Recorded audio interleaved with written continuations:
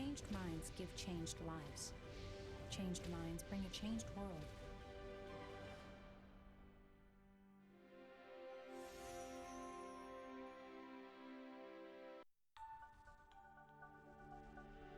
Everywhere, GBS.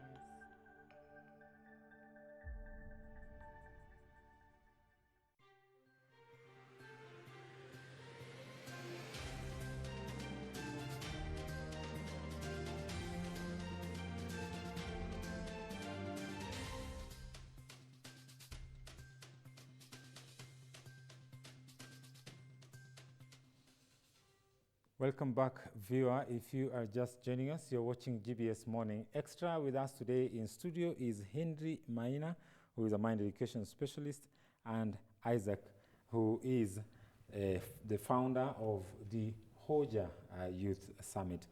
The two gentlemen are here with us today, mainly because we are talking about the International Youth Day, which Kenya, of course, is celebrating the week on the 12th of this month. And the focus of our discussion is the theme of this year's World International Youth Day, which is transforming education.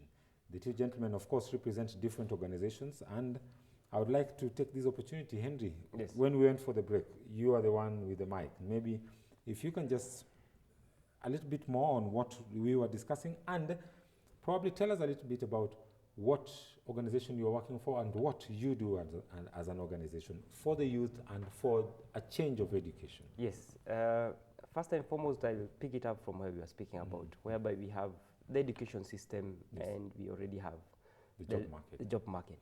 Now, for me, I highly focus on the job market, because they understand what is it that we need on a daily basis. Yes. They have the reality of the challenges and the problems that we are facing. And the solutions are far much quicker and implementable by them. That is why if we change the mindset of the job market, if we change the mindset of the people who are already graduated and sorry to use this word, I hope we had a better word, the dropouts. If we change the mindset of these people, then these people will help us change the education system, because I'll tell you for sure, it's very hard to change the education system from the inside. It takes a long time. Yes, and also you have to break very big numerous walls. And that is why now, as an institution, I work for the International Youth Fellowship, Yes. which is a sister organization to the video clip of which has just run. And The International Mind Education Institute. Yes, and we highly focus on character molding through this mind education. The main reason being is that in life, it's not about, how well you are learned in terms of the knowledge you're speaking about, but it is a matter of how well do you understand and which kind of a mind do you have. The examples of Albert Einstein and the people who have gone before us, Wangari Maathai, I can mention many, Mark Zuckerberg and all these kind of people. The likes of Edison. Yes, yes. If you check very clearly, there's a very big debate right now. Is there need for them to go to college and universities? Check, most of these people are in one way or another dropouts of the education system. Steve Jobs. Exactly. But they had a very high EQ and to some extent the SQ. And that is why they're able to do this. So for the mind education, we empower the youth with this EQ and SQ so that they complement it with the IQ, and they're able to stand with one pillar. So the mind education makes people have a strong and positive mindset. And this is very practical in terms of day-to-day life.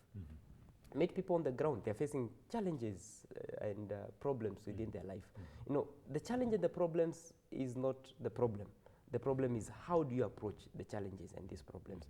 Because in one way or another, challenges, problems, and all these kind of things are not ending today. Neither will they end tomorrow. But which mindset do you have when you're approaching these kind of things? And especially the education system has brought us in a way whereby we are more lenient in terms of when we see challenges, we try to avoid that. Avoid them. because the knowledge-based education is not teaching us to overcome these challenges and problems. That is how now mind education comes in terms of equipping people, empowering them to actually face the challenges that are within the society. And I'll get back to you Yes. to explain a little bit more about that.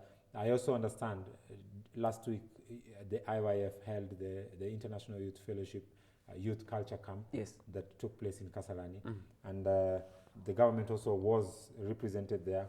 The president, of course, was supposed to come. He did not, but he sent representation. Yes. And I believe that his speech was read during the event. Yes. I have a clip that I will run a little bit after that, and then we can speak more into what the government of Kenya is doing also to help implement the mind education in Kenya. Yes. But then, Isaac, you are away. You came back recently, I think on Sunday, as you were speaking earlier. And you're in Harare, Zimbabwe. Yes. You went to say hi to Uncle Bob? Yeah, I love him, the Pan-African, the only one who liberated people and the land at the same time. Mr. Robert Quite Mugabe. interesting. Yes, basically I went for Hoja Youth Summit. So what's the Hoja Youth Summit? Okay, Hoja Youth Summit, it is a movement for young people. It is a youth platform, an action youth platform for young people. We intend not only to blame, but to take action. And our mission is to see, can we challenge ourselves, share opportunities and solutions. At the same time, we meet young people who want to be policymakers, leaders, in political level, organizational level. Also we meet entrepreneurs, people want to create solutions. Entrepreneurship is not all about making money. It's all about being innovative and solving problems. So as we come together as young people, number one, what we do is to challenge things like education system. Like we have what we call projects, where we achieve what we call agenda of commitment. Everyone goes back to his village to implement what he feels is necessary instead of blaming. Like you take part of being part of the action instead you of become being part of the solution. That is it. So basically, we had a big team which basically was actually working on the education. And these young people, they said, what we need is to challenge ourselves, challenge policymakers to see how can we include a practical education, which does not only work for people who are looking for us to go and work for them, but education which is working towards solving the community challenges. Helping us as learners come up with solutions to the problems that is in it. society. Yes, and on the same, we are holding YALF, Young African Leaders Forum, here in Nairobi from 29 to 31st 29th August. Actually, it will be in USA, United States International University. Now, we are coming only to talk on one thing. How does entrepreneurship empower? How does young people in East Africa trying to use entrepreneurship to create the global economy and compete with the rest of the world? It will be really very practical. We'll be having young people who are doing, who will be coming to demonstrate what they are doing, and inspire the ones who are not doing. So actually, it is an action platform, in short. And at the same time, we are launching what we call Hoja Network in KICC, Kenya International Convention Center, Kenyatta Convention Center in October, 18 October, where now we are going to have this movement launched officially as an African platform for not only discussing problems, but discussing solutions for our better continent and make a new Africa we want. Thank you, Isaac. Now, as I mentioned earlier, during the last week, we had the International Youth Fellowship hold the IYF 2019 IYF Youth Culture Camp at the Kasarani Indoor Arena from the 28th of July to the 1st of this month of August. And in an event that the president was supposed to attend, but of course he was represented by the CS for Youth and Social Affairs, Gender and Social Affairs. Here, let's listen in to this clip before we come back and discuss much more.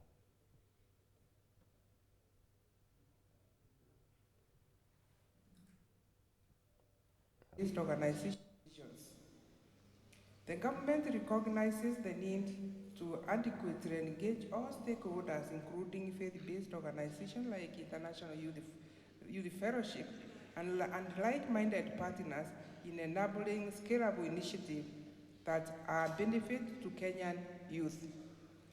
We are presently faced with a task of extracting the maximum potential of our youth and young people through their creativity, innovation, passion, talent, the energy youth bring into the ecosystem, and using it to propel our nation into more prosperity.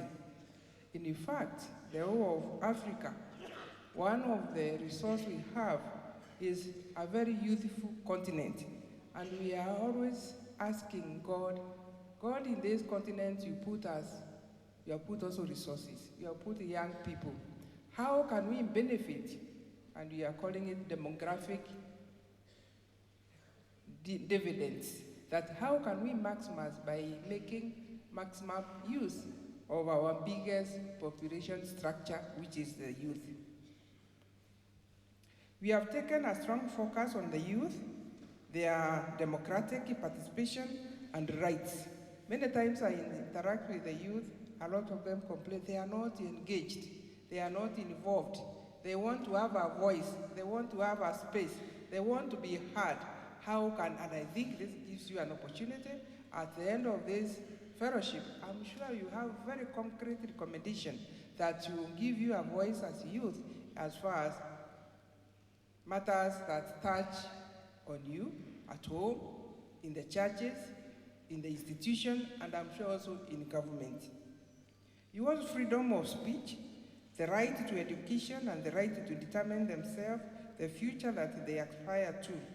We have put in place support structures that place youth on the steering wheel as owners and initiators of change in our country. I can say that without fear of contradiction. There are a lot of effort. If you see, like freedom to worship, I think sometimes we might just take it for granted that you can go to any country and hold a conference like this. It doesn't happen everywhere. But God, in His own wisdom. Well, Henry, yes. Remarks there by the CS. Of course, she was reading a speech that was supposed to be read by President Uhuru Kenyatta, who was actually scheduled to attend the event. Extracting the potential in young people. That's what really caught my ear. And she spoke about innovation, creativity, and the passion in these young people. But also enabling an environment that allows them also to be able to draw this out. The IYF, I believe, is working with numerous government institutions in implementing the mind education. Yes. How far have you reached in terms of this? Currently, as we speak, IYF set base in Kenya back in the year 2008. And each and every year since 2009, we have been able to hold the IYF Youth Culture Camp. So upon the database, we are speaking about 5 million youths who have undergone the IYF orientation programs. All right. And the most influential thing and the most positive thing that we actually do is to empower this person with a strong and positive mindset. With the help of like Hoja, then they come in terms of entrepreneurship and all these kind of things, and then we work together. So from where I stand, I can actually tell you how far we've been able to go is that we've been able to penetrate to the National Youth Service, that is the NYS. We have a training for them coming up, and especially for the decision makers, top cream, so that right now NYS is undergoing a transformation. Yeah, we saw. And I thank, because within the aspect of transformation is now education. The social transformation is that they've identified mind education as a way of social transformation. And we are also working very closely with the Kenya Prison Service. And in Kenya Prison Service, we are working hand in hand, both for the inmates and the officers, and especially for reintegration and rehabilitation of the system of the Kenya Prison Service. And I would love to tell you, Kenya Prison Service is no longer the same, especially after they introduced the open door policy. That is why I continually say, if you're working alone right now, you'll be phased out. It is time to partner, it is time to work together, irrespective of big names, small names. This is the time of working together. And it's something very important that you mentioned that I would also like to draw. Yes. And it came out very clearly through what the CS was actually speaking about. Yes, yes. You spoke about EQ and SQ. Yes, And yes. in her speech, it was very clear that, you know, apart from just in the classroom, we need to enable them to solve problems at home, Yes, yes. you know, their relationship with God and so on and so forth. Maybe you can just touch on that a little bit. The biggest aspect we have right now is that the EQ, the emotional quotient, is that the current society that we're living in, we are facing something of which we were not prepared. We talked about it long time ago, but nobody saw this coming. Nobody was in a position to tell us that the internet will be this vast. Nobody was telling us that in terms of even America dealing with guns and the mass shootings will come with this. Problem of shooting. Yes, yes. So right now we need the EQ, the emotional quotient, how to deal with people. I'm sorry to say this, but the current generation is the screen generation. The face-to-face aspect has been lost. They're so big on social media, but they do not know how to socialize. Kings on social media, but when you come to the point, even the language application Soft skills. is something of which is a problem. That is why EQ comes in. The relationship between you and your parent, you and your boss, actually tells a lot. That is why even if you're talking about unemployment, the aspect of communication and exactly is still a very big question that we need to answer. That is why mind education comes in as a human resource aspect of training, to train on the soft skills, to train on how you can handle aspects in your life, and it's very practical, very, very practical. Because of time, I want to shift very quickly to you, Isaac. As your closing remarks on the same, you had the speech, the president's speech, and what is your general take on that as we finish, and how can you relate that to what Hoja is also doing for the young people? Very briefly, because we're running out of Thank you. time. So I hope she was right. We need to improve and help young people to discover their passions, capabilities, and their talent. Through that, it is very easier to create solutions to what we are facing. On the Hoja aspect, of course, we encourage social skills. There is no you can live in a society which is in a progressive dimension like the one we have when you don't have social skills. So to live is living with others. And allow me to say thank you to IOF. Last year, during our Hoja Summit in USIU, you're part of the partners. We received your dance team, and it was really a very great things, looking at Africans dancing with Koreans. On the same issue, if you may allow me, the really PhD starts after campus, when you go out and face the real life. And I will not feel ashamed to say that we no longer need all these many years to spend in school. We only need to read, to write, and discover what you're passionate about, and go out there, start doing. And passion doesn't work alone. You need creativity, you need innovation, you need people. You need to understand how to work with others. At the same time, you need to have a clear vision. So education does not teach us anything about vision, anything about money, anything about creativity. I don't know what we learn. We learn about stories, which will no longer help us. So in short, and I'm concluding by saying that it is not really on my task to say that mind education could be included in all the university curriculum, even from primary school, because if you cannot work on my mindset, there is no way you can work on my future. So we have to build from inside to outside. And on this regard, allow me to say thank you so much for hosting us once again. And we are going to try our best. My plan was to quit education more than 7 times. Yeah, you told me that. Because of my great vision I have to become the president in 2035. And the constitution need me to have that paper. Isaac, I hope you don't forget me when you become the president. Thank you very much, gentlemen, for coming to the studio and for honoring this invitation. It was a really healthy discussion, and I hope we could have more time to discuss this.